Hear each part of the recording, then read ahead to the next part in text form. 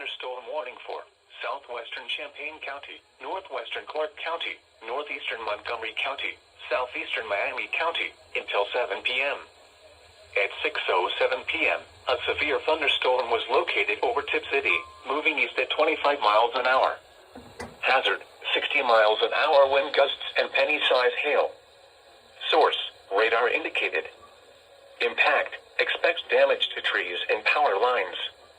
Locations impacted include Springfield, Huber Heights, Vandalia, Englewood, Tip City, New Carlisle, Northridge, Enon, Brown, Union, Christiansburg, Northampton, Tremont City, Donaldsville, Green Meadows, Ginghamsburg, Thackeray, Fontaine, and Terre Haute.